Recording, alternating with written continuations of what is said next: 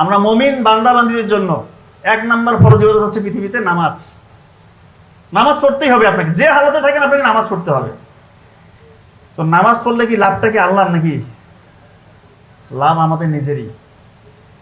Medical science এসে বলছে যখন আমরা নামাজে দাঁড়াই, একাগ্রচিত্তে যখন নামাজ পড়ি, তখন আমাদের ব্রেইন থেকে নির্দিষ্ট লেভেলে ডোপামিন এবং সেরাটোনিন হরমোন রিলিজ হতে থাকে। আমাদের সারাদিনের এই যে কর্মব্যস্ত জীবন, আমাদের কত দুশ্চিন্তা, হতাশা, ডিপ্রেশন, অ্যাংজাইটি, স্ট্রেস, এগুলো কমতে থাকে যখন একজন বান্দা সহিভাবে নামাজ পড়ে। বিজ্ঞানের প্রমাণ করছে, যখন আপনি রুকুতে যাবেন, সেজদায় যাবেন, আপনার ব্লাড সার্কুলেশনটা এমনভাবে ব্রেনের মধ্যে যায়, আপনি শীতল হয়ে যান, আপনার স্ট্রেস আল্লাহর মতো কমতে থাকে। যদি ঠিক মতো নামাজ আদায় করেন, আপনার শরীরের বিভিন্ন, বলে না অনেকে হাঁটু ব্যথা, কোমরের ব্যথা, জয়েন্টে ব্যথা, ব্যথাগুলো থাকবে না।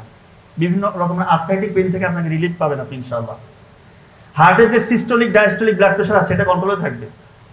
আপনার ব্লাডের মধ্যে গ্লুকোজ লেভেল কন্ট্রোলে থাকবে। এটা বিজ্ঞানীরা বলছে, আমি বলছি না। তো লাভটা কিন্তু আলটিমেটলি আমারই, কিন্তু আমাদের নিয়তটা ঠিক রাখতে হবে। আমাদের নিয়ত থাকবে আল্লাহকে রাজি খুশির জন্য করছি, ঠিক কি না? এটা আমাদেরকে করতেই হবে।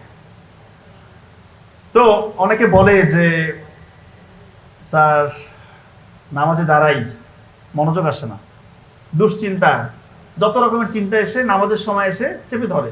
মনে হয় চিন্তার জটগুলো খুলতে থাকে নামাজে দাঁড়াইলে। রুকুতে গেলে চিন্তা করতেছে পরীক্ষা কিভাবে ভালো করা যাবে, ব্যবসায় চিন্তা করতেছে ওই জায়গায় ঋণ আছে, ঋণটা কিভাবে শোধ করা যাবে, এইটা প্রক্রিয়া অবলম্বন করলে মনে হয় আমার ব্যবসাটা লাভজনক হবে। এই চিন্তাগুলো আসে, মানে নামাজে দাঁড়ালে শয়তান এই চিন্তাগুলো দেয়। তো নামাজে আপনি মনোযোগ বাড়াতে যাচ্ছেন, আবার অনেকে এটাও বলে যে সেজদায় গিয়ে কতদিন হয়েছে চোখের পানি আসে না। চোখের পানি কোথা থেকে আসবে? গোপন গুনায় যারা লিপ্ত, চোখের পানি আসা সম্ভব না। এত সহজ না ব্যাপারটা। আপনার মন যা চাচ্ছে তাই করছেন, আল্লাহকে তোয়াক্কা করছেন না। আল্লাহকে বুড়ো আঙ্গুল দিয়ে আপনি প্রতিনিয়ত শয়তানের দাসত্ব করছেন, আবার বলছেন যে চোখে কেন পানি আসে না। আপনি তো একটা সুযোগ হাতছাড়া করেন না গোপন গুনাহ করার। আপনার স্কোপের প্রতিটা গুনাহ আপনি করছেন, আবার বলেন যে আমার চোখে কেন পানি আসে না। কার সাথে ফাঁকি ঝুঁকি? আল্লাহকে ফাঁকি দেওয়ার কোনো স্কোপ আছে? পাথরের মধ্যে যদি সরিষা দানা পরিমাণ করে কিছু লুকিয়ে থাকে, সেটাও আল্লাহ তাআলা উন্মোচন করবেন পরকালে, কিয়ামতের ময়দানে, হাসরের ময়দানে। তো তার সাথে ফাঁকি ঝুঁকি চলে না। মনটাকে আগে পবিত্র করেন, সৎ করেন, গোপন গুনাহ ছেড়ে দেন। যত সুযোগ আসুক গোপন গুনাহ করবেন, নামাজে মনোযোগ আসবে না। নামাজ থেকে যে বেনিফিট ইহকালেও পাবেন না, পরকালেও পাবেন না। নামাজ আমরা কেন পড়ছি? বেসিক্যালি এটা দেখেন তো, আমরা আমাদের বাপ দাদারা নামাজ পড়ছিল মুসলিম ধর্মে, আমাদের এই ধর্মে গ্রহণ করেছি আমরা ইসলাম। আমাদের যে পরিবার মুসলিম ছিল বলেই আমরা আজকে মুসলিম। আপনি চিন্তা করেন, আপনি কতটুকু চিন্তা করেছেন আল্লাহ নিয়ে, রসুল নিয়ে, পবিত্র কোরআন নিয়ে, কতটুকু আমরা চিন্তা করি? যদি সত্যি আমাদের আল্লাহর ভীতিটা থাকতো, তাহলে কি আমরা গোপন গুনাহ করতাম? আজকে যুব সমাজ ধ্বংস হয়ে যাচ্ছে। দয়া করে গোপন গুনাহ ছেড়ে দেন, নাহলে এমন ভয়াবহ অবস্থা বিরাজ করবে, মানে জাস্ট হেল্প, দুনিয়াও শেষ, আখিরাতও শেষ।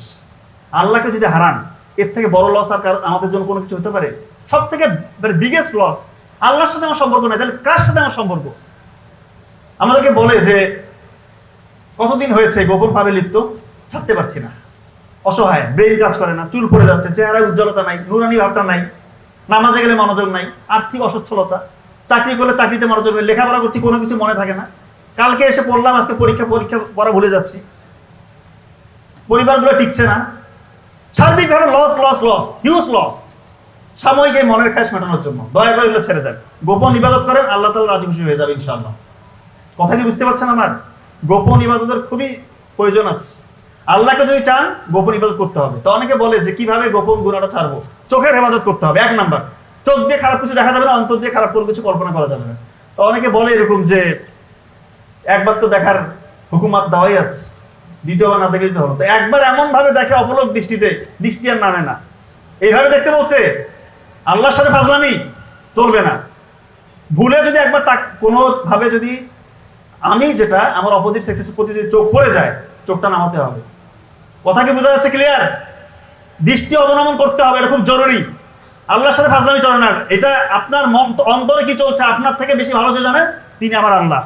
কথাটা কি বুঝতে পারছেন? খুবই জরুরি ব্যাপার। তো নামাজ পড়লে পড়ার মতো পড়তে হবে।